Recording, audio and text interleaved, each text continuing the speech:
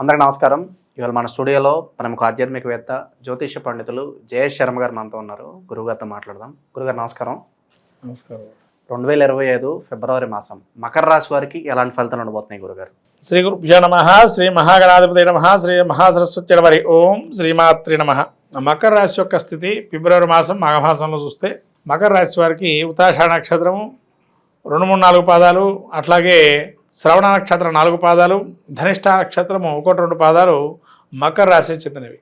ఈ మకర రాశి యొక్క గ్రహస్థితి చూసినట్టయితే ముఖ్యంగా మనకు ద్వితీయంలో జన్మస్థానం రవి, తదుపరి ద్వితీయ స్థానంలో సంచారము 13వ తారీఖు ఫిబ్రవరి నుంచి, 12వ తారీఖు ఫిబ్రవరి నుంచి బుధుడు కూడా ద్వితీయ స్థానం సంచారం జన్మస్థానం నుంచి, అట్లాగే శని ముఖ్యంగా మొదటి నుంచి ద్వితీయ స్థానంలో ఉన్నాడు. తృతీయ స్థానంలో శుక్ర రాహువులు సంచారము, అట్లాగే వీరికి పంచమ స్థానంలో గురు సంచారము, షష్ఠ స్థానంలో కుజ సంచారం వక్రీకరించి, అట్లాగే ఈ కుజుడు వీరికి భాగ్యస్థాన సంచారము, కేతువు, ఈ విధంగా గ్రహ సంచారం చూస్తున్నాం.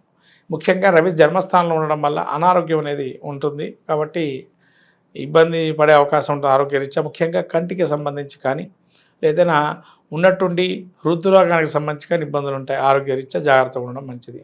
ద్వితీయ స్థానంలో ఎప్పుడైతే బుధుడు సంచరిస్తున్నాడో వీళ్ళకి ఆరోగ్యరీత్యా ఏదైతే ఉంటుందో కొద్దిగా మెలకువలు అంటే ఇంప్రూవ్మెంట్స్ అనేవి ఉంటాయి ఆరోగ్యరీత్యా. అట్లాగే ధనపరంగా ఒక ఆలోచన చేస్తారు, ఆలోచన ద్వారా ముందుకు వెళ్తారు. అట్లా శని వీళ్ళకి ద్వితీయ స్థానంలో ఉండటం వల్ల లాభం ఉండే అవకాశం ఉంటుంది. అంటే కొన్ని లాభాలు అనేవి ఏర్పరిచే అవకాశం, వీళ్ళ మాట కావచ్చు, వీళ్ళు బొమ్మ కావచ్చు, అక్కడ మార్పులు చేర్పులతో కొన్ని మాయ జరిగే ధనం అనేది రాబడి జరుగుతుంది. తృతీయంలో శుక్రుడు రాహు సంచారం వల్ల వీళ్ళకి ఈ తృతీయంలో ఉచ్చలో ఉన్నాడు కాబట్టి సోదరి మనవర్గం సోదరుల ద్వారా కానీ సహకరించే సహకార రంగంలో ఉండేటువంటి వారికి కానీ యోగదాయకంగా ఉంటుంది. కాబట్టి వీళ్ళకి అయిష్టలుగా ఉన్న వాళ్ళకి ఇష్టంగా ఉండడం, అంటే వీళ్ళకి ఎప్పటి నుంచో వాళ్ళకి పడని వాళ్ళు ఉండరు, వాళ్ళు కూడా వీళ్ళకి సానుకూలంగా ఉండటము, అంటే ఒక అనూహ్యమైన పరిణామాలు ఎదుర్కొనడం, తద్వారా ఒక మంచి ఆలోచన విధానం, మంచి వాతావరణం ఏర్పడటం, వాళ్ళ ద్వారా వీళ్ళకి ఏమీ లాభం లేకపోయినా ఒక మంచి వాతావరణం అనేది ప్లెజెంట్, అంటే ఎంతో కాలం నుంచి వెయిట్ చేస్తున్నాము, ఇంతకాలానికి అయ్యింది అని ఒక సంఘటన జరిగే అవకాశం ఉంటుంది, మంచి జరిగేది. అట్లాగే ఈ యొక్క గురుడు కూడా వీళ్ళకి పంచమ స్థానంలో ఉండడం వల్ల సంతానానికి సంబంధించి ఇంప్రూవ్మెంట్స్ ఉండటం, సంతానం కూడా కొంతవరకు ఇప్పటివరకు ఇబ్బంది పెట్టిన వారు కూడా మనం ఇబ్బంది పెట్టకూడదు, మన విధానం మార్చుకోవాలా, లేదా మనమన్నా మారాలా అనే స్థాయిలోకి వస్తారు వాళ్ళు కూడా. కాబట్టి పంచమ స్థానంలో గురుడు ఉండడం వల్ల పేరు ప్రఖ్యాతలు కానీ కీర్తి ప్రతిష్టలు కానీ పలానా ఇంటి పేరు ఏదైతే ఉంటుందో వాళ్ళ ద్వారా మంచిగా రావటం, ఇవన్నీ కూడా మకర రాశికి కొంతవరకు మంచి పేరు ప్రఖ్యాతలు వచ్చే అవకాశం ఉంది. నిరుద్యోగులు, విద్యార్థులు వీళ్ళ పరిస్థితి ఎలా ఉండబోతుంది గురుగారు ఈ మాసం? నిరుద్యోగులకి కొంతవరకు ఏంటంటే ఇప్పుడు దశమ స్థానంలో శుక్రుడు ఏదైతే న్యాచురల్గా మనకు స్థానాధిపత్యం ఉంది కాబట్టి ఈ యొక్క శుక్రుడికి మనకు యోగదాయకంగా ఉచ్చలో ఉన్నాడు 3లో. అదే మిమ్మల్ని సహకరిస్తారు, ఎవరైనా మీకు హెల్ప్ తీసుకొని ముందరికి వెళ్ళే అవకాశం ఉంటుంది. ఖచ్చితంగా మీకు మంచి జరిగే అవకాశం కూడా ఉంది, హెల్ప్ తీసుకొని ముందరికి వెళ్ళొచ్చు. ఆరోగ్యపరంగా ఎలా ఉండబోతుంది గురుగారు? ఆరోగ్యపరంగా పూర్వార్ధం మంచిది కాదు, ఉత్తరార్ధం బాగుంది. అంటే ఫస్ట్ 12 రోజులు కొద్ది ఇబ్బందికరంగా ఉంటుంది ఆరోగ్యం, తర్వాత 12 రోజులు అవతల 14 రోజులు ఏవైతే ఉన్నాయో ఆరోగ్యరీత్యా ఇంప్రూవ్మెంట్స్ ఉంటాయి. దీర్ఘకాలిక సమస్యల నుంచి కూడా కొంతవరకు ఉపశమనం పొందుతారు. శుభకార్యాలు జరగడానికి ఏదన్నా ఛాన్సెస్ ఏమైనా ఉన్నాయా? ఖచ్చితంగా అండి. గృహప్రవేశ స్థలాలు కొనుగోలు కానీ, లేదైనా వ్యాపారానికి సంబంధించి కానీ, లేదైనా వాడు వృత్తిలో ఉండేటువంటి వాటికి కానీ కొన్ని మేలుకోలు లాభాలు చేకూరే అవకాశం ఉంటుంది. తద్వారా వీళ్ళకి రాబోయే కాలం కొంత మంచి కాలంగా గోచరిస్తుంది. వ్యాపారస్తులకు ఎలా ఉండబోతుంది గురుగారు? ఏ వ్యాపారాల్లో కాస్త ఇన్వెస్ట్మెంట్లు పెడితే లాభదాయకం అంటారు? వీళ్ళకు ధార్మికమైనటువంటి సంస్థల్లో ఇన్వెస్ట్మెంట్ పెట్టడం అంటే పూజా సామాగ్రి కావచ్చు, లేదైనా వీరికి ఇంకా పూజా సంబంధించినటువంటి వస్తువులు సంబంధించిన వ్యాపారాలు కావచ్చు, అవి లాభదాయకంగా ఉంటుంది. అట్లాగే ఏదైనా కానీ ఒక ఇంటర్మీడియేటర్ వ్యవస్థ ఏదైతే ఉంటుందో మధ్యవర్తిత్వం, అటువంటి వాటిలో కూడా చాలా బాగా రాయభారిగా కూడా రాణింపు బాగుంటుంది. కోర్టు వ్యవహారాలు, అలాగే పోలీస్ స్టేషన్ చుట్టూ తిరుగుతూ ఉంటారు, మరి ఎటువంటి వారికి ఏమైనా ఉపశమనం లభించే అవకాశం కనిపిస్తుంది? కోర్టు వ్యవహారాలు పరిష్కరింపబడతాయి.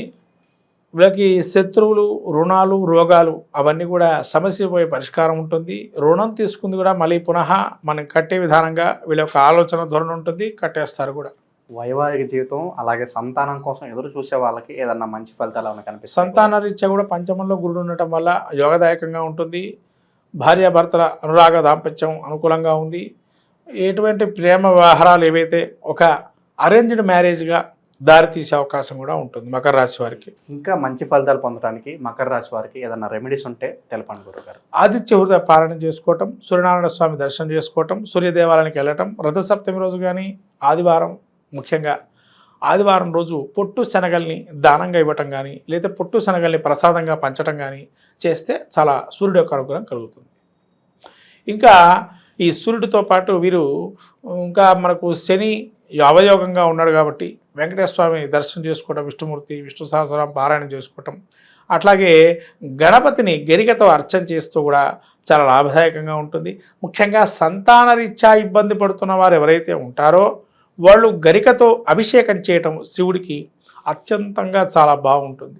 కాబట్టి గరికతో అభిషేకం చేయటం వల్ల సంతాన రీత్యా ఉండే చికాకులు చింతల నుంచి కూడా బయటపడతారు. మనకు రాబోయేటువంటిది ఈ మాఘమాసం, ఫిబ్రవరి నెల. ఈ మాఘమాసంలో అందరికీ తెలిసినటువంటి ఉత్తరాయణ పుణ్యకాలం వచ్చిన తర్వాత మొదటి శుభమాసంగా అందరూ మాఘాది పంచమాసాలు పెళ్లికి కానీ శుభ కార్యక్రమాలకు కానీ చాలా ఉపయోగకరంగా అనేకమైనటువంటి పుణ్యమైనటువంటి రోజులు ఉన్నాయి. ముఖ్యంగా చెప్పాలంటే సంతానం కోసం ఎవరైతే వెయిట్ చేస్తూ ఉన్నారో వాళ్ళకి చాలా అద్భుతమైన మాసంగా మాఘమాసం చెప్పబడింది. ఎందుకంటే శివమహాపురాణంలో చెప్పబడిన విషయాలు మీకు కొన్ని ఇప్పుడు చెప్తున్నాను ఈ మాఘమాసంలో విశేషం గురించి. ముఖ్యంగా భీష్మ పంచక వ్రతం. ఈ భీష్మ పంచక వ్రతం ఏదైతే ఉంటుందో ఎవరైతే సంతానం లేనటువంటి వారు భీష్మ పంచక వ్రతాన్ని ఆచరిస్తే కనుక సంతానం కలుగుతుందని శివమహాపురాణంలో తెలుపబడింది. అట్లానే మనకు పుత్రదా చతుర్థి అని చెప్పి ఒకానొక చతుర్థి తిథి కూడా ఈ యొక్క సమయంలో వస్తుంది. అంటే సంతానం అటువంటిది ఎవరికైతే చాలా ఇబ్బందులు పడుతూ అనేకమైనటువంటి వైద్యంలో కూడా సంప్రదిస్తూ ఉండేటువంటి వారికి ఈ యొక్క మాసం మీరు ఏదైతే అనుకుంటున్నారో ఆ సంతానవంతులు కావాలనుకునేటువంటి వారు ఈ భీష్మ పంచక వ్రతాన్ని ఆచరించడం ద్వారా ఖచ్చితంగా కలుగుతుంది. అలానే మనకు పితృ సంబంధమైనటువంటి ఏదైతే మనకు పితృశాపాలని అంటాము ఇటువంటివన్నీ కూడా మనకు ఈ మాఘమాసం పౌర్ణిమ మహామాఘి అని కూడా అంటారు. కాబట్టి ఈ మహామాఘి ఏదైతే ఉందో ఈ మాఘమాసంలో వచ్చేటువంటి పౌర్ణమి రోజున ఎవరైతే ఉపవాసం చేసి లలితా సహస్రనామం పారాయణం చేసుకొని నవనీతాన్ని కానీ పాయసాన్ని కానీ చంద్రుడికి సమర్పించి అమ్మవారికి ఉపవాసం ఉన్నట్లయితే ఖచ్చితంగా ఆ విధంగా మనకు ఉత్తర పీఠిక లలితా సహస్రనామాలు ఉత్తర పీఠికలో ఉంది. ఆ ఉత్తర పీఠిక మీరు చదువుకున్నట్లయితే ఖచ్చితంగా ఎన్ని సంవత్సరాలు కానీ ఎన్ని నెలలు చేస్తే ఈ ఫలితం వస్తుందో కూడా చెప్పబడింది. అలా శ్రీచక్రార్చన ఇవన్నీ కూడా ప్రాముఖ్యంగా మాఘమాసం చాలా విశేషమైనటువంటిది.